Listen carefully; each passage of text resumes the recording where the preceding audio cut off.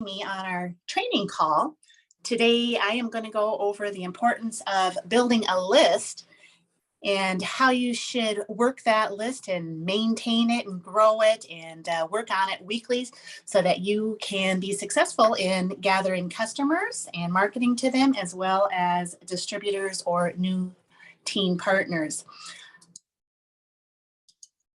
So what we're going to be covering on this training is why you need to build a list and the success that I've had from mine, the types of lists that I use, and the importance of and the power of email, as well as how to move the social media followers over to your email list, the 3 types of emails that I use, the importance of brand recognition and powerful subject lines, as well as some body text tips, how to use color to affect subscribers' behaviors, and how to format the emails for increased readability, and the absolute importance of using photos, especially of our beautiful candles. How frequently should you email your list, and what do you email about? And I'll give you a few examples of the emails and types that I use. So I wanted to kind of share with you how important building a list is and how successful it has been for my business. This does not happen overnight. It definitely takes time to build a list. But because I've stayed consistent and dedicated to growing my list, then my business grows, thus my income grows. So I really want to kind of be open and share with you some specific numbers and examples so that you can see that it does work. It is worth the effort. And it only takes a few from each of your lists to take action to bring results.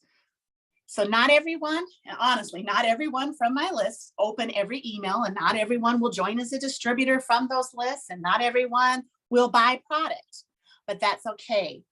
And I had a recent example here for the holiday season. I sent out a broadcast email with the subject line, Christmas Pine, always a favorite.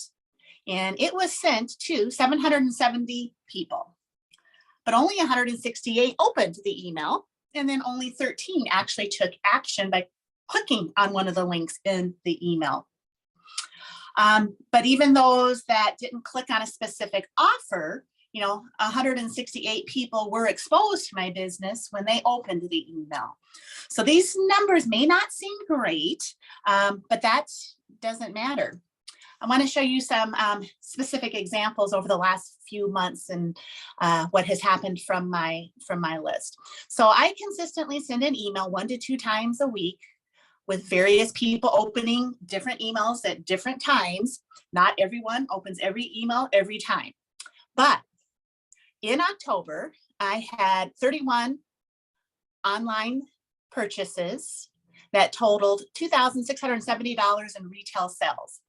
In November, I had 30 orders that resulted in $3,270 in retail sales. And then again in December, I had 35 orders thus far for a retail sale amount of $2,455.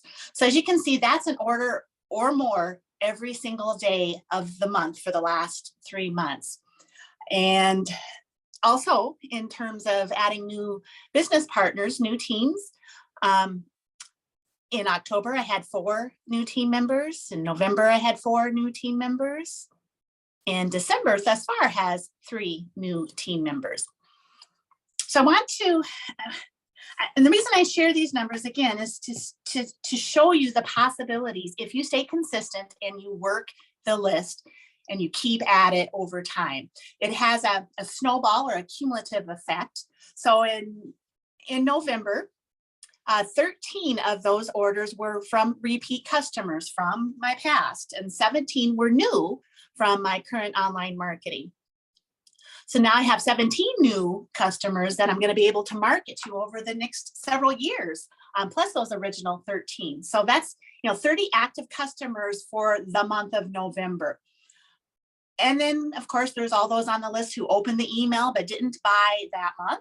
but they may in the future. So eventually those new customers become repeat customers, and those old and new repeat customers, they all get added to those future customers. So it's just a snowball effect, and accumulative of the numbers grow. As my orders come in, the list grows, thus my income grows. And it was a really good holiday season. December of 21, that would have been my check in December, but from the activity in November, it was 98% more than my check was last year in December of 2020. And that's really, again, just an accumulation of all the old repeat customers plus new customers, and continuing to market to them over and over, building that relationship, staying in touch with them. So I wanted to kind of give you an idea of the types of lists that I maintain. So I have a business prospect list that has about 277 active members in it now. I have a contest entry. So those that enter the Sensations drawing go into a list, and there's about 100 in there right now, and customers.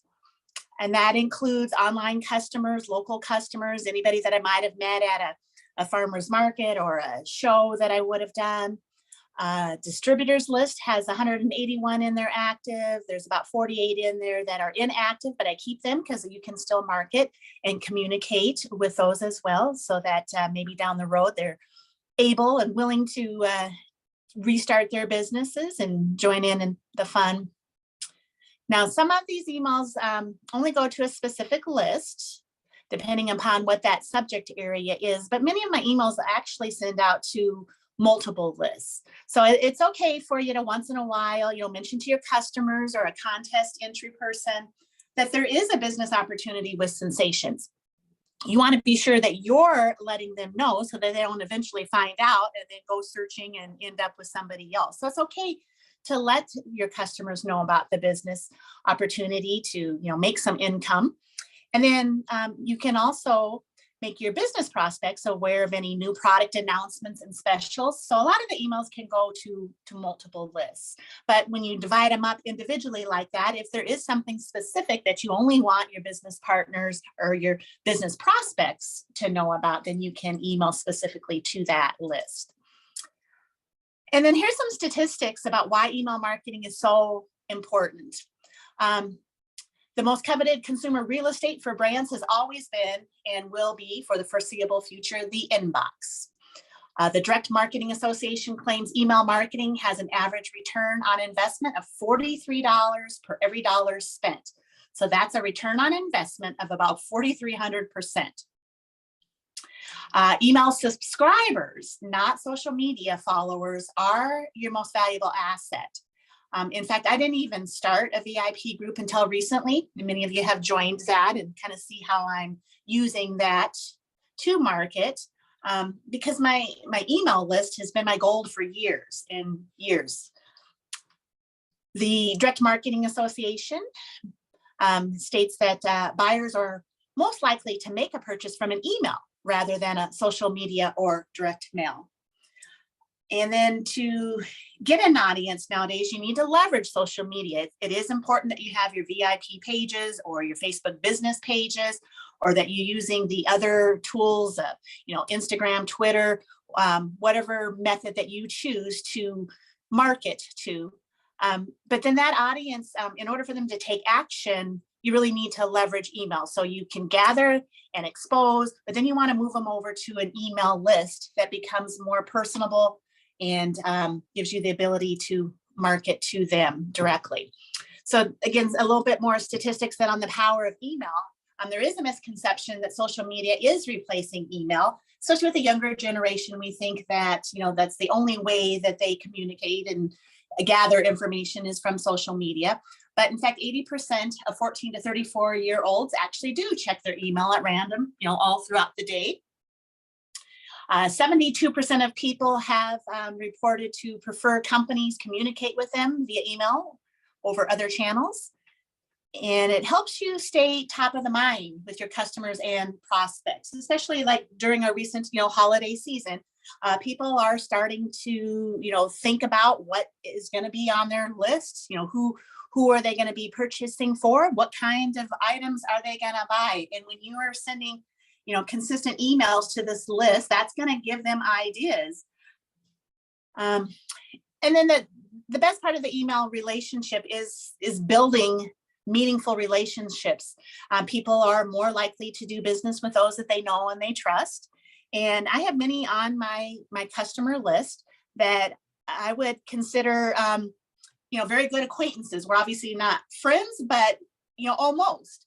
There are people who have, come through to my list as a stranger, as a random order.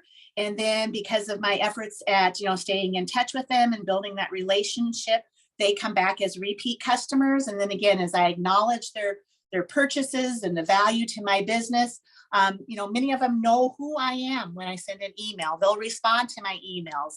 And we've kind of built a relationship that way. And that's, that builds that trust. They know who I am. I'm not just a random spammer sending, emails to them. And Facebook posts are only 2% likely to reach your audience. You probably have seen this over the years, how they tend to not show all of your thread, your post, and kind of moving you towards the need to boost your post by paying for ads. So, your Facebook and social media, they don't always see what you're posting, but an email to them with the same offer is going to reach them 90% of the time. Not that they'll always open every single email, but it's going to get to them. Email is an effective way to convert prospects to subscribers and then into customers and team members.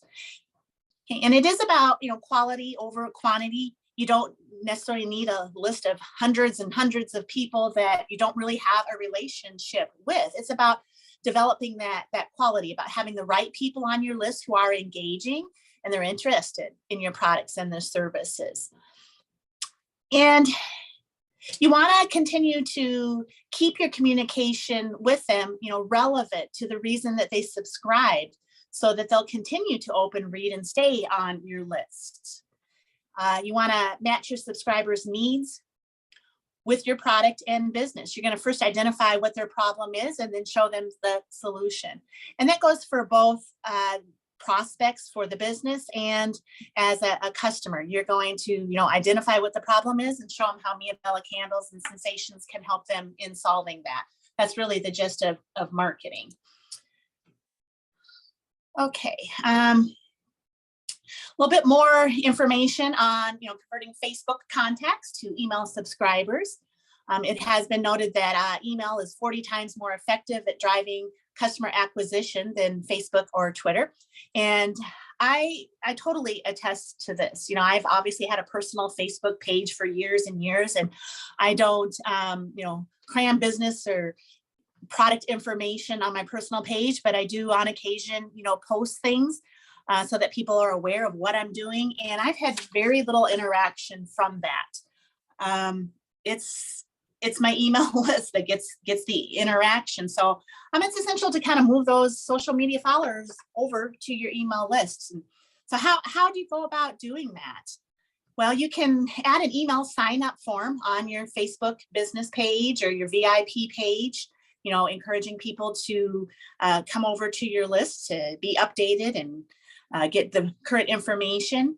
You can advertise your business with capture pages. And a capture page is basically a one-page website that provides some information and then a form for them to enter their most likely just name and email address. Maybe you would ask for a physical address if you're going to mail them out a sample, but otherwise, as little information as you can request of them, the more likely it will be that they will be willing to provide their name and email so that they become a part of your list. One very effective way is posting about our candle drawing or other giveaways that you may be doing, other contests. The Sensations candle drawing form, it asks them to express what their interests are. Are they interested in product or the business or hosting a party or a fundraiser? So again, that adds them to a list that you can communicate with them and provide that information. So, ultimately social media is a great way to reach new audiences and communities of people, but email is how you keep them engaged and nurture the relationship. So there's 3 types of emails then that I send out.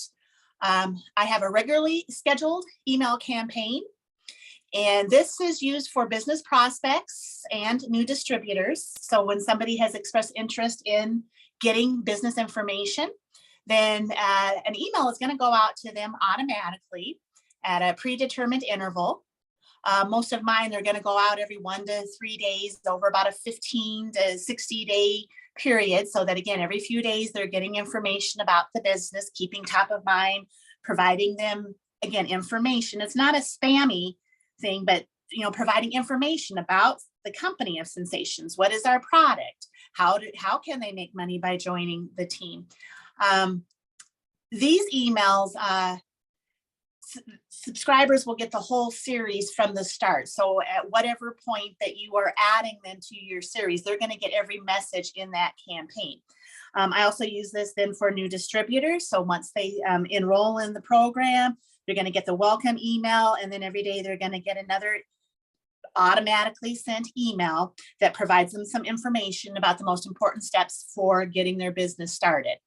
So again, automation is what helps keep things efficient, effective, and moving along, and not trying to send a single email to every person on your own. The second type is called a broadcast message, and this is fresh content that can be sent out weekly. So these new subscribers will only get messages from this point going forward. They're not going to have any retro emails sent out to them. And I use this for customers, business prospects, and distributors. And one of the most effective is really the instant messages. So when somebody makes a purchase from me, I add them to my customer list, and they're going to get an email, thank you for your purchase. And that, again, allows them to know me as a real person, ask any questions if they've had any difficulty with their order. They know how to get in touch. So these aren't routine or automatic emails that go out frequently. It's just kind of an initial instant message that I want to communicate with that single subscriber. The candle drawing, anytime somebody enters the drawing from our Sensation sites, again, I add them to that specific contest entry list, send them an email thanking them for entering, encouraging them to enter again, and then providing links within the email to the various options that they may have checked on the form when they submitted their information. And then also, you kind of have a library, maybe a frequently asked questions. So when they're asking, how do I get started? You've kind of got something already pre-written with, the steps. What are the enrollment packages? What would be some monthly options? And then you can just kind of shoot that email out to that individual asking that, particular question. All right. So brand recognition in any kind of marketing is very important. Again, that's what builds a relationship, that recognition of who you are and why this is arriving in their email box. So you want to keep a consistent look to your emails. The top one there, I have a template that I send out at the top of each email to my customers. And then I also have one that goes out to the team. So again, when somebody sees that, they're going to recognize it and know who and what the email is going to be about. And then you do want to finish each of your emails kind of with the same, standard signature file, so that they're, again, recognizing it. I do try to keep my header and my signature file the same for a season, a period of time, but then I will change it up so that it's, maybe reflects a holiday season versus a summer season. But then I'm going to keep that consistent again for a while so that when they see it, they're recognizing the emails and who it's from. Okay, so we've talked a lot about the importance of why we need to email, but now I want to get a little bit more into the importance of structuring and constructing your actual email. So the most important piece of it is going to be your subject line. The average attention span of a person is only about 3 seconds, especially nowadays with so many checking email on their mobile device. So it's really important to have an effective subject line. 5 times as many people read the headline as read the actual body content. And I find myself doing this too when I'm scrolling through various news feeds. I'm looking at the headline, and if I can get enough information from the headline, then I don't need to open up the body. It's not real effective then. So you need to be able to capture their attention and convince them to go ahead and open up your message. So you need to have something that's intriguing, something that shows them that there's something in it for them, that their time is valuable. And we have to show them why it's important for them to stay in contact with us and, open up those emails. So it is important to spend that extra time crafting a memorable and effective subject line, or it doesn't matter how good the content inside the email is if nobody even opens it.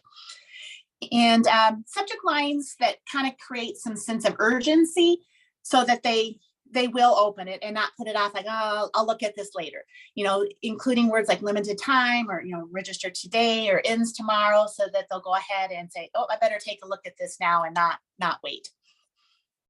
And some tips then that would improve the open rate of your email is try to use 30 characters or less in the subject line. 53% of emails are opened on a mobile device, so that span is a lot smaller. So you want to be able to get as much of that important information seen by them. So put the most important at the beginning of the line in case the ending part is cut off. And then again, tell them, what is in it for them. What is the benefit to them, by opening your message? Create that sense of urgency or fear of missing out. And ask a question to inspire curiosity that can only be solved by opening the email. One really effective method for that is when I send an announcement of the new candle or the fragrance of the month. My subject lines tend to say December's candle of the month is, and then don't give the answer. They need to open the email. Inside, they'll see a picture of the product, the description of it, and then a link to, check out more information about it. So create that curiosity. Don't provide all the information to them up front so that they are, eager to open it to get the information. And then always addressing your subscriber by name. 20% more likely to open them when you use their name in the subject line. All right, so those are some tips about what you should do. And then here's a couple things about things that you should avoid doing in your subject line. Don't use all caps or too much punctuation, as it does come across as spammy and then either ends up in the spam box or not delivered, or the subscriber themselves just deletes it. And then, don't be frequently using things like free and act now and we want to create urgency, but don't do it to such an extent that it dilutes the impact. Like, oh, well, they always say this, so just be careful about how often you use some of those words. And then do try to avoid words that would trigger the spam filter to send your email to their junk box instead of their inbox. A few such words would be, get paid, sales, subscribe, visit our website, free, one time, buy, earn extra cash, or work from home. So try to use other words that maybe mean the same thing, but won't catch the attention of the spam filters maybe as much. And then don't do something that doesn't offer value to the reader, where they think it's nothing in it for them, or promising one thing and then delivering another. That ends up creating mistrust. I hate reading subject lines and you think it's something that will be of value to you. You open it up and you're like, what? What does this have to do with me? This doesn't make sense. There's no congruency between the subject and what the text in the body is. So just be consistent in that so that you can, develop that trust. And then also don't use the, RE or the forward in the subject lines. If you're kind of forwarding an email, take those verbiage out, so it looks like it's an original email going to them. Okay, so here's some examples of some subject lines that I have used. One that I mentioned a little while ago then was the December's fragrance of the month is exceptional products at half the cost. The real product is not a candle, it's freedom. So you can see some of these are going to be product specific and others are going to be more business specific. And then sometimes you just don't want to market to them all the time, whether it is, again, a customer or a potential business prospect. You just sometimes just want to communicate things like Merry Christmas, from Kathy or Mia Bella Candles, without any links, without requiring them to take any action. It's just again, building a relationship. I'm thinking of you at Christmas time, wanted to, let you know. Other effective subject lines are, wax melts and wax warmers, holiday blowout. Candles up to 20% off, or announcing new coffee table candles. Missed last night's call, here's the recording. And then the most effective subject line that I ever created was, did you smell your mail? That is a follow-up email that's used to business prospects after you've mailed them a packet and a sent sample. You want to check in with them, see if they received it, and that did you smell your mail? Because we all know that when we send product, it's going to have a fragrance, and they're going to catch that as soon as they open up that mailbox. And using that subject line does have an effectiveness in getting them to open the email. Okay, so talked about the importance of the subject line, but then now here's a couple things to kind of keep in mind when you're doing the body or the content. You want to create a center of focus by sticking to one call to action, as to not overwhelm the reader by providing too many options. My emails are really about one subject only. If there's several things that maybe I need to discuss, I would probably break those up into a couple of emails. But they're very short, they're very direct and very simple, because people are busy and they don't have the time to read pages and pages of information. So I have one focus, and then tell them, exactly what they're supposed to do. What is your desired outcome? Is your focus for them to enter the product drawing? Is it for them to join your VIP group? Or are you, asking them to make a specific order for a specific product? So you need to be really specific in providing direction as to what the action is that you want them to take. And then those action steps need to be, easily identifiable. There should be, links that are obvious that they should click on. And again, personalizing the message by using the word you and not they. That puts the reader, into the middle of your content, like you're talking directly to them. Using the reader's name in the subject line, but also in the body of the message, again, further personalizes it. And then, using social proof, demonstrating that others are receiving benefit from your product or your business. So you on occasion then want to include some testimonials or success stories around whatever subject focus that email is about. So it's not just you telling them, use some testimonials of others that are in agreement with whatever it is that you are sharing with them. Again, keep it short and simple. You don't need to create a book. You're just looking at 2 to 3 paragraphs, something quick to catch their attention and encourage them to take action on your focus.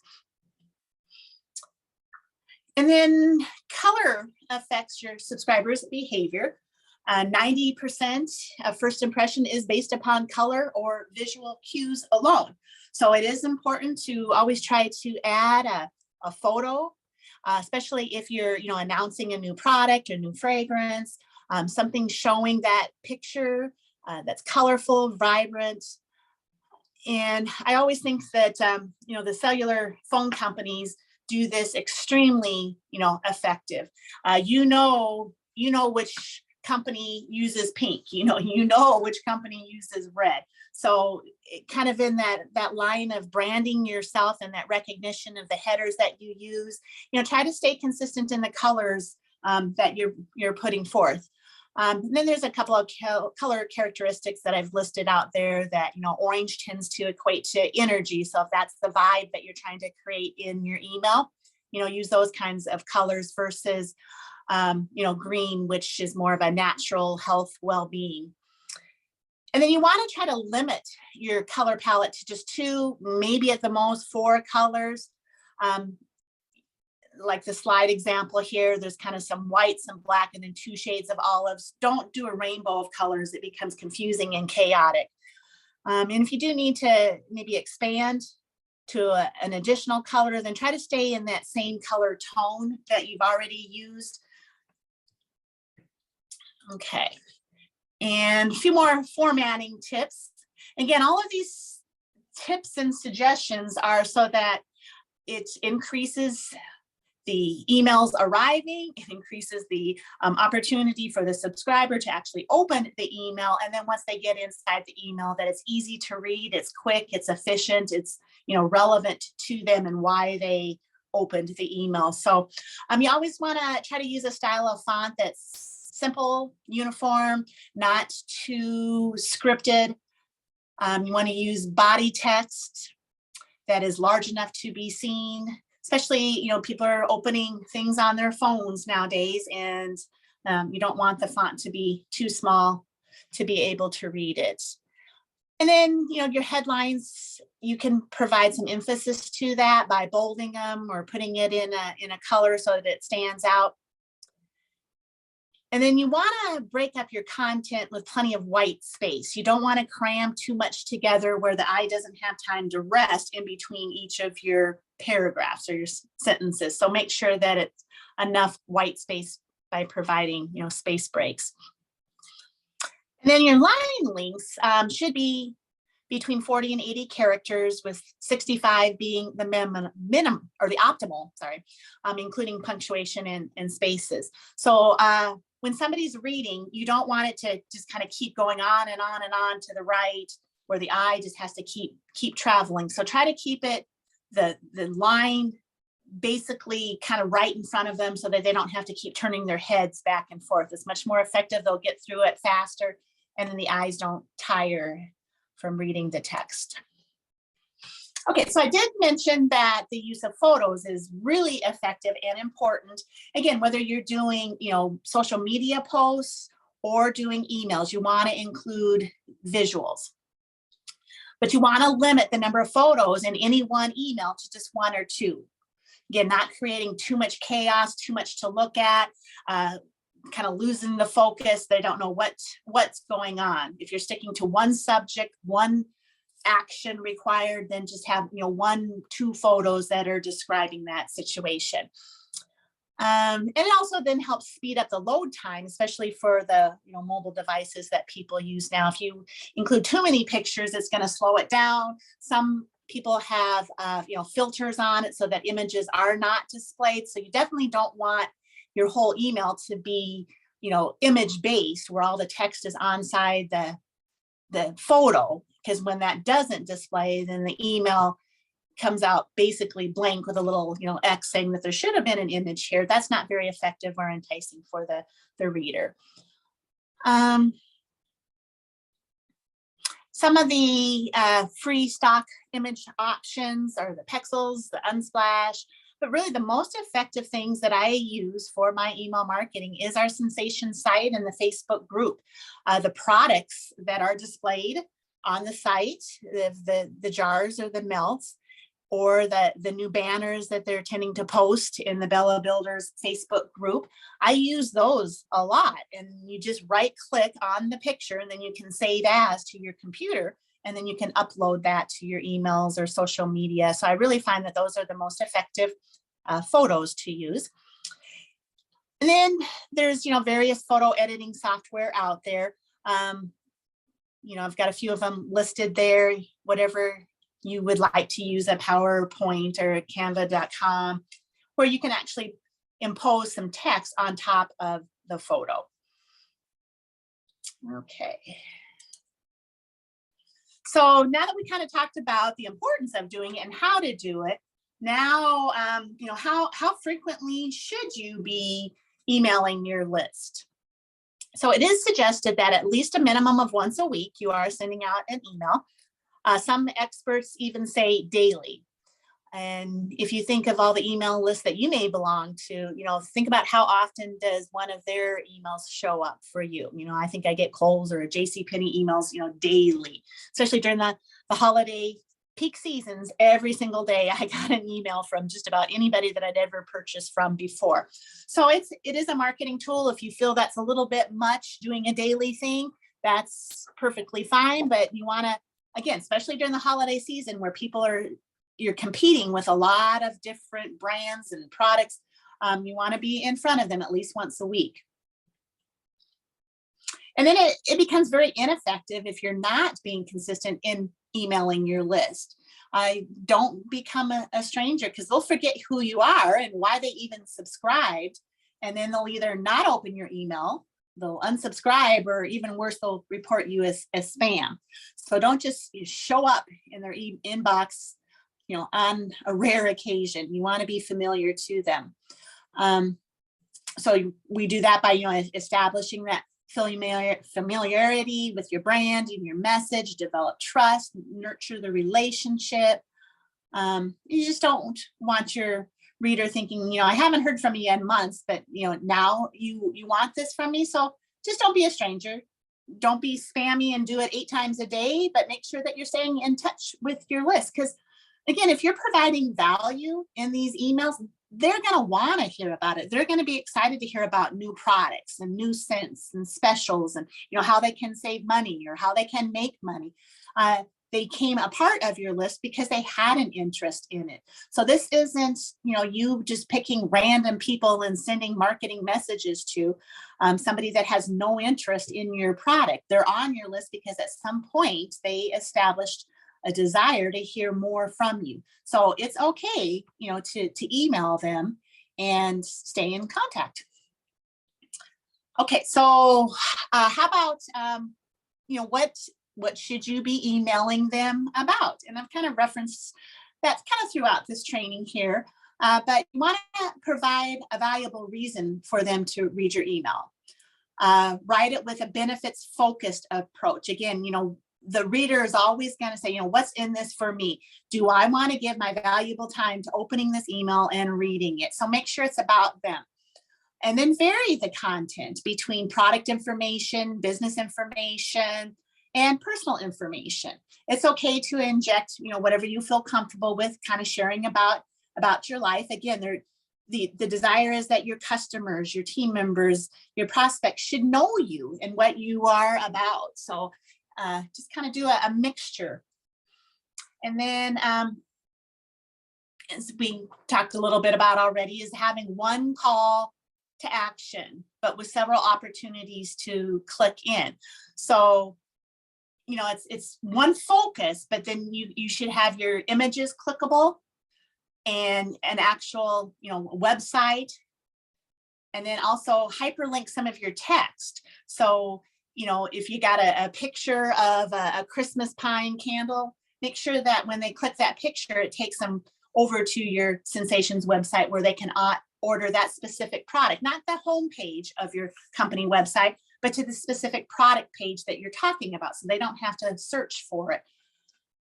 And the order now, bold that and click that, make it clickable into the specific location where you want them to go as well.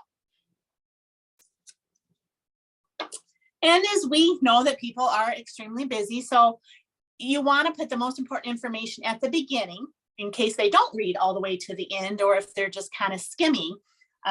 Always have the most important information up top. The shorter, the better. You can use bullet points to shorten content or relay more information to readers who are only scanning. So you don't have to always write in long, complete paragraphs, but use bullet points to highlight what it is that you're trying to relay to them. Okay, so a few quick examples then of the type of emails that I have used at one point or another. Here's one, promoting the business. So again, you can see it's personalized. It'll have their first name. It's very short. It's, 2-3 sections, a photo. Here's another one, not your ordinary home business. Providing links to your website or your social media business pages where they can get more information. Again, you finish off each of your emails with a recognizable signature block, so they see that same content, it becomes recognizable. And announcing a new product. You can see all of these are very short. It's just a real quick couple sentences. Here's my purpose of sending you this. Here's an announcement of a new product, showing the picture of that product and then that photo being clickable into the product. Or announcing a sale, a Black Friday savings on your holiday candles, quick little paragraph, a link, and a photo. Thank you for entering the product drawing. Again, you're just thanking them, showing a picture of the current product with the melts in the simmer pot, and then providing a couple of links for them to go check out some more information. Really make sure that you utilize that candle drawing. It's a non-threatening way to introduce people to the product, have them click over to your website, get more information, and then just what a great thing that the company provides this for us. We don't have to do anything but market it. And then it gives us an opportunity to, add somebody to our email list and then provide them information in the area that they have checked their interest, whether it's buy product, make money. Okay. So in summary then, you've taken a lot of effort, which includes your time and sometimes even money, to market yourself to prospective customers and business partners by using your Facebook and other social media platforms to attract others to your message. And you may have also done this or should be doing this by using capture pages or the candle drawing to gather your prospects' information online or at shows or at home parties. So now you need to continue to build the relationship and provide further value that will convert them from prospects then to actual customers and new business partners through email. And then you'll continue to communicate training and other important information to your new team members, also through email. So the importance of this topic, and the reason I wanted to do this training, is so that I could show you really how I have grown my business. It is through my email list. It's gathering people's names who have shown interest in either my product or my business and continuing to add to that year after year after year. And that snowball effect that, last year I could have had 30 customers and I get to market to those 30 plus the new ones this year. And then next year, it's an accumulation of last year's, this year's, and, next year's. And those lists just grow and grow. And we've got an awesome product. So our reorder rate is phenomenal. People reorder every year. So those numbers just grow, and that grows our business. So that's all I wanted to share with you. Obviously, if you have any questions, you can post them to the Facebook discussion group. We can answer them there. And if you have any, ideas of some really successful emails, broadcasts that you sent, certainly share them with the group. If you saw that you had a really good open rate and something was really effective, go ahead and share it with the group. And as well, if something maybe didn't go well and you didn't understand why, post it and the leaders can help you maybe tweak it, make it better so that you get a higher open rate, more success. So again, thank you so much for taking the time to take a look and listen to the training and your efforts to grow your business. So thanks so much. Thank you.